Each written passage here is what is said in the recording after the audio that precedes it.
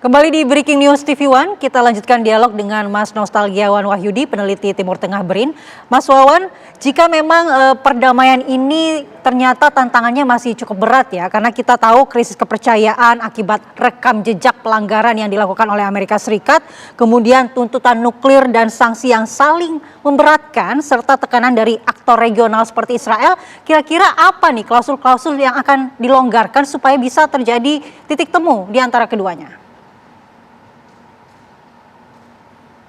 Sebetulnya secara normal ya, memang perlu terobosan diplomasi yang atas kemandekan ini ya. Melihat tadi yang saya utarakan ada pergeseran yang berbeda dari diplomasi Amerika dengan yang ada di Teheran ya.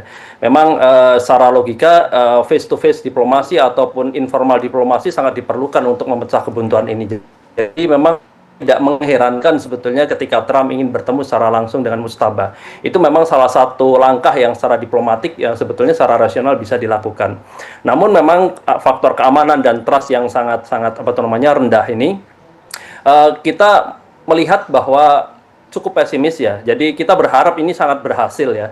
Dimana kalau dari pihak Amerika memang firm sekali, leadingnya Donald Trump, dia akan bisa menandatangani pada minggu ini. Namun ini perlu pembicaraan internal yang lebih mendalam di Iran itu sendiri, karena memang ada pergeseran target dari Iran itu sendiri ya, di mana tadinya masalah nuklir menjadi non-negotiable dan itu bisa diharapkan nanti coba diturunkan ya, dengan diganti dengan adanya pencairan aset atau pembukaan sanksi. Namun kita melihat bahwa sebetulnya keterdesakan ini kita melihat bahwa meskipun nanti perjanjian ini misalnya berhasil terjadi, apakah nanti akan sustain gitu loh. Jangan-jangan ini hanya sebuah perjanjian yang hanya jeda seperti kemarin ketika ada gencatan senjata ya, tapi ketegangan tuh masih ada gitu. Dan hal yang perlu diperhatikan ya, apakah nanti benar-benar Amerika mau menarik pasukannya di Timur Tengah ya. Jadi itu yang menjadi pembicaraan yang akan menjadi perhitungan tersendiri, di mana kalau kita lihat sebetulnya misalnya di Amerika itu terjadi pergeseran kekuasaan, dan misalnya kekuasaan itu berpindah dari Trump dan menjadi dominasi Demokrat ya, kemungkinan sustainability dari perjanjian ini masih kita bisa optimis ya. Jadi bagaimana sebetulnya CJPOA itu yang kemarin canangkan antara Amerika dengan Iran itu sebetulnya lebih upaya dari Demokrat. Tapi misalnya ketika Republikan itu menang ya, ataupun misal termasuk ketika Trump menang kembali, saya merasa sulit dipercaya bahwa ini akan sustain, karena kita bisa melihat bahwa di sisi lain kita mengetahui bahwa tren dari politik kanan di Israel itu sendiri sangat tinggi.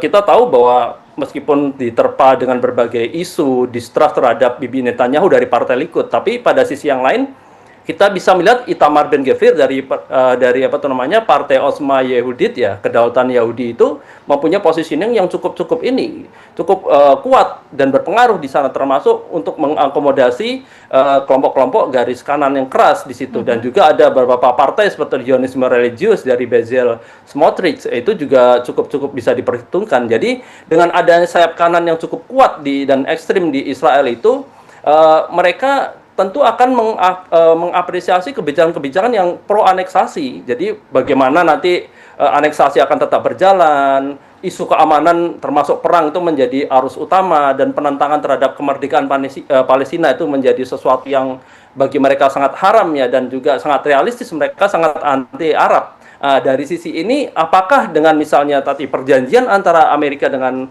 Iran itu terjadi ketika Israel tetap bergejolak dengan partai garis kanannya, dan juga tetap melakukan kegiatan-kegiatan tadi yang selama ini disinyalir memang berkaitan dengan kebijakan-kebijakan garis kanan, itu akan diam gitu. Itu yang menjadi pertanyaan, apakah Hizbullah tidak akan bergejolak kembali?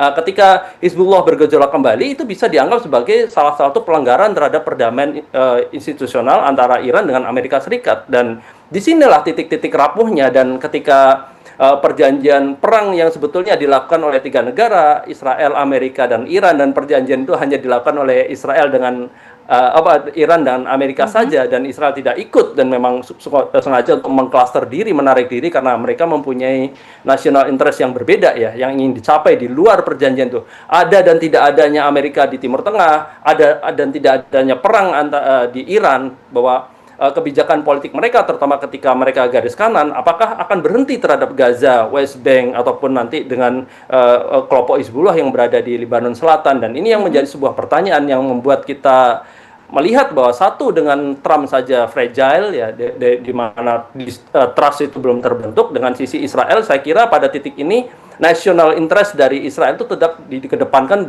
oleh siapapun yang memimpin di negara itu, termasuk nanti kemungkinan besar ya kelompok-kelompok garis kanan yang mungkin pada dekade ke depan masih cukup dominan di Israel. Iya Mas Wawan, tapi jika memang benar dalam 24 jam ke depan ditandatangani nota kesepahaman ini meskipun secara virtual, kira-kira apa yang akan dilakukan oleh Benyamin Netanyahu melihat bahwa kemudian peluang perdamaian ini semakin terbuka antara keduanya? The show must go on ya. Jadi kalau bisa saya katakan sebetulnya perang Amerika di Timur Tengah ya dengan Iran ini sebagai liburan musim panasnya Trump, yang kalau mungkin perjanjian ini berhasil dicapai, itu merupakan untuk sementara jeda dari liburan Trump di Timur Tengah. Dan saya kira ada dan tidak adanya Trump nanti ke depan gejolak-gejolak itu masih akan saja terjadi ya, di mana kita bisa melihat sebetulnya pada sisi tertentu ya, Israel memiliki kepentingan untuk menjadikan negaranya aman dan zero enemy di sekitar, termasuk terhadap proksi ataupun Iran itu sendiri. Ketika misalnya nuklir Iran itu dicapai hanya dengan penurunan kadar pemurniannya atau diuraikan saja, tidak dilakukan penghancuran di reaktor nuklirnya ataupun pemusnahan teknologi nuklir, apakah Israel akan diam dengan hal demikian? Itu menjadi sebuah pertanyaan gitu loh. Jadi apakah dengan adanya nuklir untuk sipil dengan kekuatan balistik Iran yang cukup besar, dan itu membuat Israel trust dengan kejadian itu, dan itu yang menjadikan saya kira memang ke depan posisi mungkin di Timur Tengah ya, kita melihat bahwa mungkin Trump akan menarik diri karena dia ada kepentingan politik, tetapi gejolak-gejolak itu akan selalu dipicu. Saya kira untuk masalah Gaza ataupun West Bank sendiri, aneksasi itu juga tidak akan pernah berhenti saya kira. Dan itu yang menjadi catatan seperti yang diutarakan oleh Netanyahu, bahwa seminggu di PBB ya, seminggu sebelum penyerangan 7 Oktober mengatakan bahwa di Timur Tengah akan ada peta baru di mana Israel mengklaim secara total full semua wilayah di negara, termasuk yang Palestina, Gaza dan West Bank termasuk dalam blok warna hijau, yang itu warna hijau atau biru, yang itu merupakan wilayah mutlak dari kekuasaan Israel. Dan Israel juga mencanangkan politik normalisasi yang selama ini sebetulnya mandek ya, karena adanya berbagai konflik, termasuk serangan 7 Oktober tahun 2023. Dan ini yang perlu kita pertimbangkan ke depan. Jadi memang kita sangat mengharapkan bahwa perjanjian damai ini terwujud dan kesepakatan Israel dengan Amerika dengan Iran itu terwujud. Namun memang kita tidak bisa menutup mata bahwa kondisi ini masih fragile. Dan Arasi sendiri menyatakan bahwa jika memang perjanjian itu terwujud, itu merupakan sebuah kemenangan tersendiri bagi diplomatik Iran,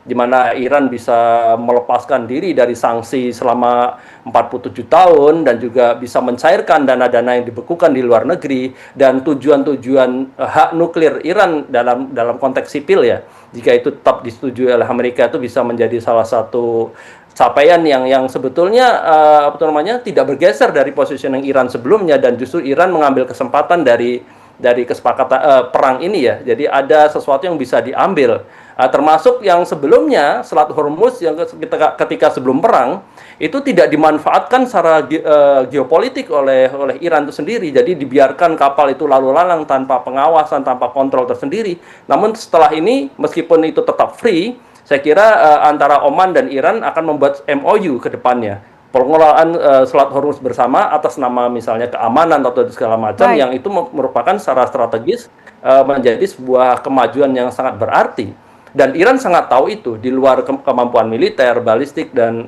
yang lain ya, itu Hormuz merupakan kekuatan geopolitik yang tidak bisa terbantahkan.